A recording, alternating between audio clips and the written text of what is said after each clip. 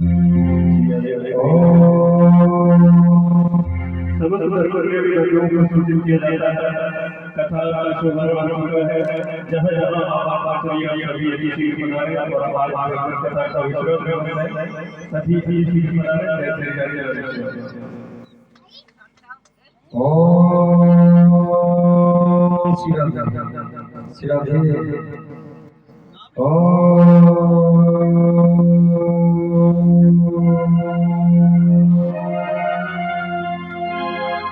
स्वस्ति श्री गणेशाय नमः स्वस्ति श्री सरस्वती नमः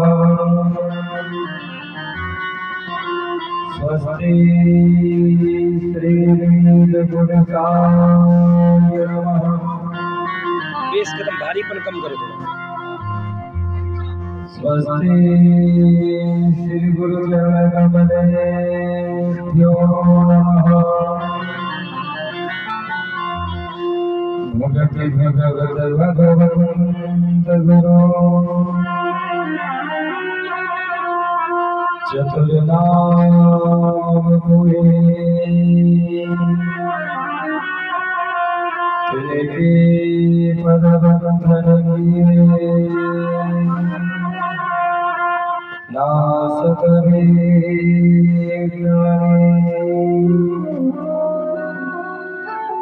सर्वमंगलमांगल्ये शिवे सर्वार्थसाधिके शरण्ये त्र्यंबके गौरी नारायणी नमोस्तुते। रामाय रामभद्राय रामचंद्राय वीरभद्राय रघुनाथाय नाथाय सीताया पतये नमः। देव देव महादेव गिरीश महाप्रभो किम जानमाया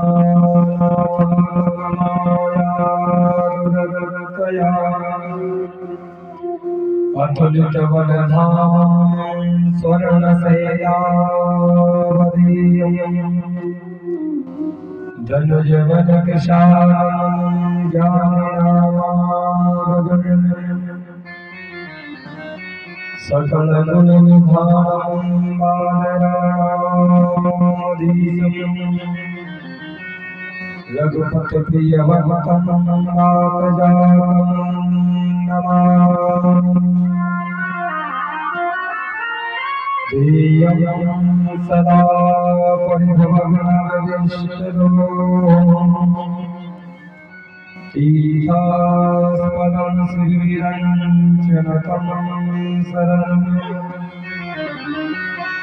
व्रजातिहं प्रतिपालभवादिभूतम् वन्दे महापुरुषते चरणारविन्दम् कृष्णाय वासुदेवाय देवकी नन्दनाय नन्दगोपाय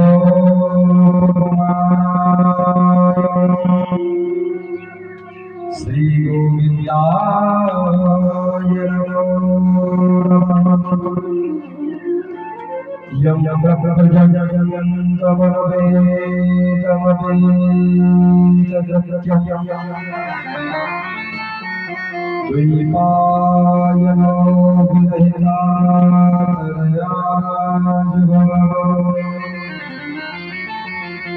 पुत्रे गणमयदया परमो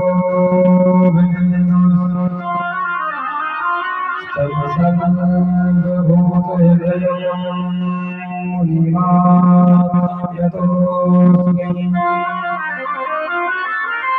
लाभासाख्यं कारणस्य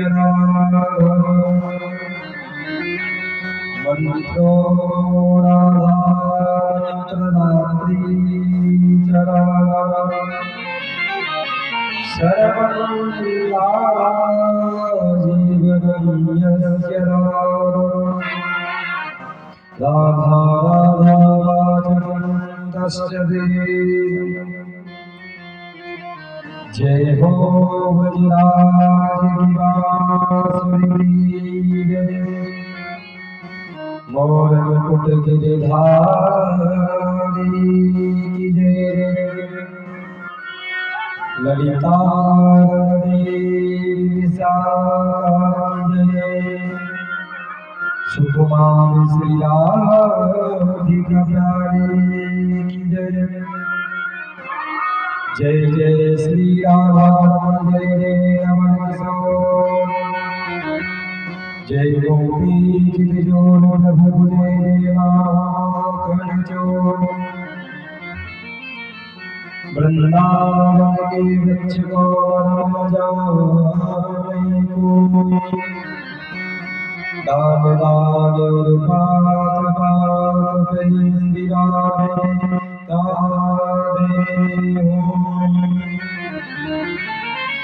जय जय श्री राधा जय जय रमण किशोर जय गोपी गिरिजोर प्रभु जय जय माखन चोर जीवन की श्याम आई घनश्याम नहीं आए बैठा हूँ तेरी राह में पलके विचार बोलो श्री वृंदावन बिहारी लाल की जय श्री राधा सरकार परम मंगलमय प्राग पर अपने से निकालने करुणा मंगलालय भक्त वांछित कर करो चढ़ते चढ़ते प्रीतम पधारी लास बिहारी माटी बिहारी के पीछे मूर्ति श्रीमद् भागवत महापुराण भक्ति सत्संग का आज आपके इस ग्राम देवहरा में सप्तम दिवस प्रारंभ होने के लिए जा रहा है। तो इससे श्रीमद् भागवत महापुराण भक्ति सत्संग के परम आयोजक एवं संयोजक पंडित श्री राम गोपाल शर्मा जी एवं समस्त परिवार और पूज्य सदगुरुदेव भगवान के विशेष प्रयास और सदगुरुदेव भगवान की पावन सानिध्य में यह संगीत में श्रीमद् भागवत महापुराण समापन की ओर जा रहा है। तो ऐसा शुभ अवसर हमको प्राप्त हुआ है कि अनंत बलवंत श्री हनुमतलाल जी महाराज के पावन सानिध्य में और सदगुरुदेव भगवान के पावन सानिध्य में एवं इष्ट देवता कुल देवता आवन स्थान देवताओं के सानिध्य में एवं भक्तिमय भक्त ब्रह्म एवं भक्तिमय माता शक्ति और समस्त भक्तों के हृदय में बैठे हुए बाल कृष्ण प्रभु को नमन करते हुए सभी को नमन करते हुए अपन सप्तम दिवस की ये भागवत भागीरथी में गोता लगाएंगे अपहरण करने हुए और ऐसा सब अवसर हमको मिला है। तो सभी लोग शीघ्र अपने कार्य से निवृत्त होकर के ये भगवान की ये मंगलमय कथा को रसस्वादन करने के लिए कथा पांडव में उपस्थित हो जाएं और अपने जीवन को कृतार्थ करें, क्योंकि भाग्योदयेन बहुजन्म समर्थितेन सत्संगमं च लभते पुरुषो यदावे अज्ञान हेतुर्गतमो महंतकारा नासं विदाय च करो ते विवेका। एक जन्मों के नहीं, जब अनंत जन्मों के हमारे पुण्य एकत्रित होते हैं तब हमको ऐसा शुभ अवसर प्राप्त होता है। तो आइए सप्तम दिवस की इस भागवत भगवती में गोता लगाने से पूर्व गोविंद नाम संकीर्तन का आश्रय लें और ताली बजाते हुए नाम संकीर्तन को मन में उच्चारण करते हुए सुंदर ताली की सेवा करते हुए नाम संकीर्तन का आश्रय लेंगे। जय जय श्री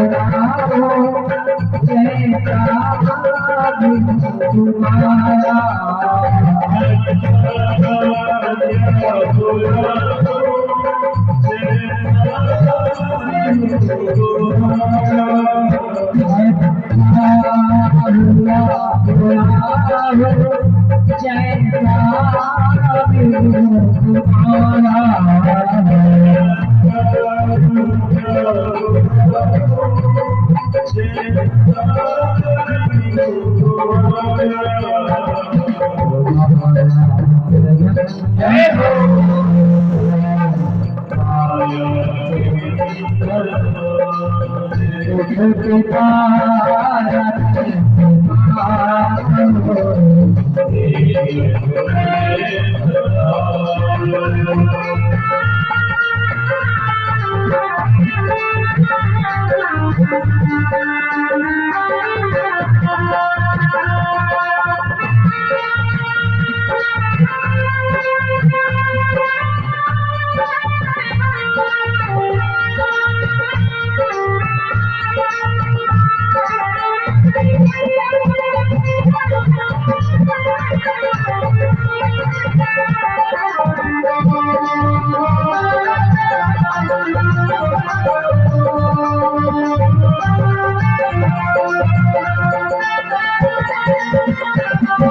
जय हो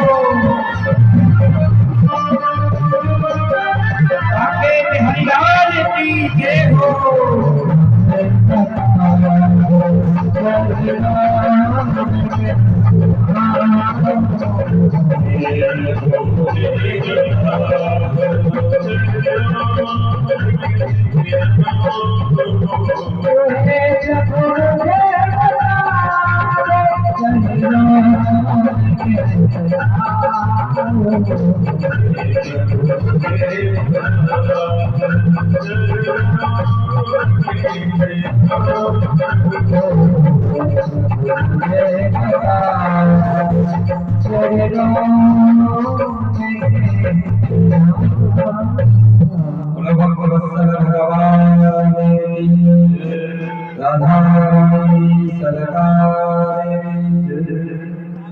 सभी लोग भैया जयकारा में लगा तो भगवान की बोले श्री हनुमंतलाल जी महाराज की। आज खाते और कैसे हो गए भैया? व्रत कर लो का समझ आज ऐसा नहीं, भगवान के संकीर्तन में और जयकारा में कंजूसी नहीं। पंचम सुख से भगवान का जयकारा का उच्चारण करना चाहिए। भगवान की आइए अपने वही मन को लेकर के चलते हैं जहां पर सुखदेव जी महाराज ने राजा से परीक्षित को एक कथा सुलभ करा रहा है। तो कहते हैं कि कल सुंदर रुक्मणी विवाह के माध्यम से सुखदेव जी महाराज ने राजा परीक्षित को यह एक कथा सुनाई कि महाराज इस प्रकार से द्वारकाधीश प्रभु का प्रभु का प्रथम विवाह महारानी रुक्मिणी के साथ में संपन्न कराया। तो अब यहाँ पर प्रथम विवाह संपन्न हो गया और राजा शिशुपाल तो बैठकर के रोने लगा। महाराज कहने लगा ये क्या हो गया? द्वारकाधीश रुक्मिणी को भगा करके ले गए और जितने द्वारपाल इत्यादि लगे हुए थे वह सभी भगवान ने इससे माया का पर्दा डाला मेरा भगवान कि वह सब देखते ही लगे रुक्मिणी को लेकर के चले। अब यहाँ पर प्रथम विवाह उनका पूर्ण हुआ और जब राजा शिशुपाल को पता चला महाराज तो बहुत दुखी हुआ कि रुक्मिणी को ले गए। और लेकिन देखिए लक्ष्मी जिसकी है उसी की रहेगी। लक्ष्मी नारायण की है तो नारायण की रहेगी। वो लक्ष्मी को अपन यदि अपना बनाना यदि चाहते हैं तो जैसे शिशुपाल होगा उसी प्रकार से होगा, क्योंकि लक्ष्मी तो नारायण की है तो नारायण की ही रहेगी। लेकिन आज शिशुपाल बहुत दुखी हुआ। उसके बाद में महाराज जब कहते हैं कि रुक्मिणी का प्रथम पुत्र प्रद्युम्न जो साक्षात कामदेव के रूप है, कामदेव के अवतार हैं, वह आज महारानी रुक्मिणी के यहाँ पर आकर के जन्म लिया। कामस्तु वासुदेवासु दग्ध प्राक रुद्रवन्युना देवो पतये भूवस्वतमे प्रत्यता। भगवान को जब क्रोध होकर के उन्होंने कामदेव के दर्शन कर दिया महाराज, तो जब उनकी जो पत्नी थी रति देवी वह रोती रोती भगवान श्याम सदाशिव के शरण में आते हैं, आकर के कहते हैं महाराज आपने ये क्या किया, आपने मेरे पति को जला करके भस्म कर दिया। तब भगवान शिव ने उन्हें आशीर्वाद दिया और वरदान दिया कि देखो जब यदुवंश में कृष्ण अवतार होगा उसी समय तुम्हारे पति उनके पुत्र में रूप में बनकर के प्रद्युम्न के नाम से विख्यात हुए। तो इस प्रकार से जब उन्होंने कहा तब रति देवी प्रसन्न हो गई कि चलो ठीक है, मुझे भगवान कृष्ण के वंश में मेरे पति जन्म लेकर के आए। तब उन्होंने कहा कि जब यदुवंश कृष्ण अवतारा, इस प्रकार से उन्होंने कहा कि जब कृष्ण अवतार में भगवान कृष्ण के पुत्र बनकर के तुम्हारे ये पति आए, कृष्ण तनय हुए पति तोरा, बचने का हो ये गमोरा। जो कृष्ण के तन से उत्पन्न होंगे वही तुम्हारे पति होंगे। तो भोलेनाथ के वचन पर विश्वास करके आज कामदेव भगवान के रूप में पुत्र प्रद्युम्न बनकर के आज प्रकट हुए महाराज। और प्रद्युम्न महाराज जब आए तो भगवान का स्वरूप है और जैसे भगवान बनते हैं बिल्कुल वैसे ही प्रद्युम्न जी का स्वरूप है महाराज। और जब प्रकट हुए तो सम्राट नाम के दैत्य ने प्रद्युम्न का हरण कर लिया और जाकर के उनको एक बक्से में बंद करके समुद्र में फेंक दिया महाराज। और जैसे ही समुद्र में फेंका तो वहां जाकर के एक मछली ने उनको ले लिया। मल्लाह लेकर के आया, उस मछली को जैसे ही काटा, उस मछली में से जैसे उसको पेट को काटा गया तो उससे प्रद्युम्न जी महाराज। और जब भाई वहां से आए तो आकर के जब उन्होंने राज दरबार में उनको दे दिया, पहुंच करके जब वहां पहुंचे तो सम्राट के घर में ही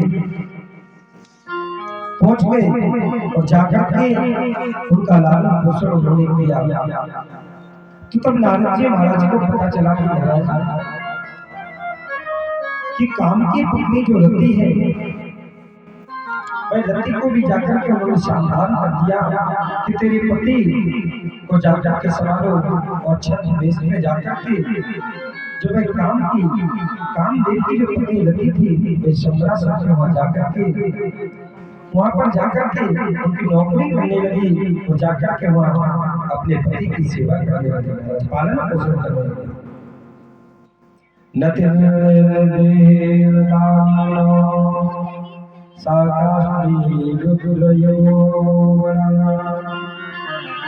बहुत समय हो गया महाराज सेवा करते करते, अब तो कुछ समय प्रद्युम्न जी महाराज यौवन अवस्था में संपन्न हुए।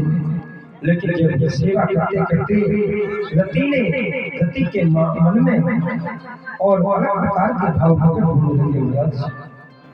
एक दिन प्रद्युम्न जी महाराज बोले, देखिए एक तरफ से आप मेरी बात भाव में सेवा करते हैं, लालन पालन करते हैं, और दूसरी ओर से तुम्हारी दृष्टि व्यवहार मात्र मुझे दिखाई नहीं पड़ता। तो उन्होंने कहा कि जब वो कहते हैं कि कौन हो तुम, कृपा करके मुझे बताइए। तो जब महारानी रति ने पूरी कथा श्रवण कराई महाराज, पूरी कथा को श्रवण करा दी। क्या था कि भगवान सुता संवरेण दोहा अयमेरिका रतिका भगवान प्रभु। अरे आप साक्षात द्वारकाधीश के पुत्र हो और सम्राट जो है आपका सबसे बड़ा दुश्मन है। आपकी जन्म की जो मैंने पूर्व जन्म की जो पत्नी हूँ मैं, मेरा नाम रति है, आप मेरी पत्नी है महाराज। जब कामदेव को सारी घटना विस्तार से बताई तो प्रद्युम्न जी महाराज को बड़ा क्रोध आया महाराज। सम्रासुर को जाकर के ललकारा, और मैं ही तेरा काल हूँ, कृष्ण लाल पुतुल्य श्याम सुंदर। और जब जय श्रवण करा कि मैं ही तुम्हारा काल हूँ, तो सम्रासुर कांप गया।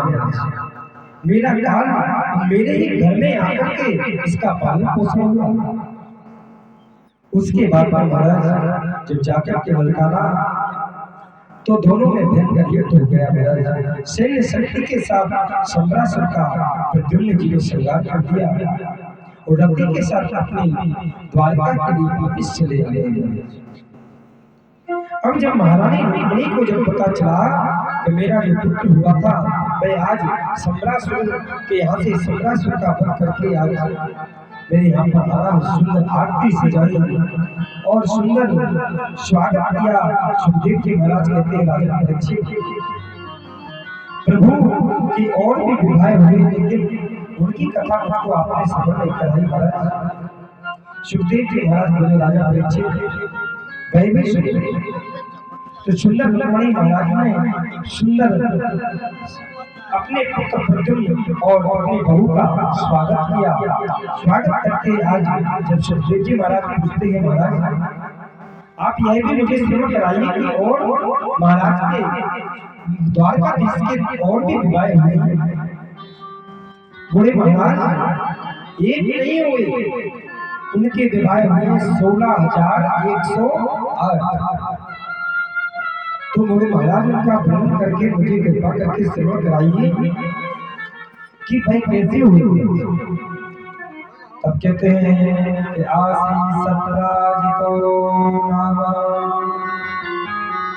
सत्राजित नाम का एक राजा है, भाई हरि वंशों के कुल में है, द्वारका में ही वास करता है और उनके पास में एक भुवन वास शिलालेख सभी लोग सामने बना रहे।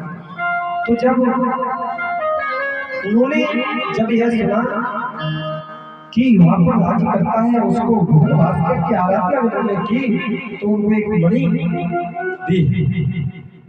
वह मणि का चमत्कार है कि वे प्रतिदिन एक कुंतल सोना प्रतिदिन देते हैं। तो जब उन्होंने जाकर के पता चला कि ये मणि उनके पास है, तो चलो ऐसा करते हैं इस मणि को लेकर के द्वारकाधीश ने उनसे कहा, किसी से कहलवाया कि भाई तुम्हारे पास ये जो मणि है इस मणि को द्वारकाधीश के खजाने में जमा कर दो, सभी का पोषण इत्यादि पूजा का होता रहेगा। लेकिन उन्होंने जब नहीं कहा तो वह मणि उनके पास थी। लेकिन एक दिन क्या होता है महाराज कि भाई मणि को लेकर के एक दिन उनका भाई जो है वह उस मणि को लेकर के धारण करके और अपने घोड़े पर बैठ करके जंगल की ओर जाता है महाराज। वहां पर एक रीछ के द्वारा एक सिंह के द्वारा उनकी मृत्यु हो जाती है महाराज। और दूसरा जटायु जब वहां आते हैं रीछराज बानर राज रीछराज वहां पर जब आते हैं महाराज तो क्या होता है कि वो सिंह से झपट करके वही मणि लेकर के चले जाते हैं। और जैसे ही मणि को लेकर के गए, देखिए आप लोग शांति बनाए रखें।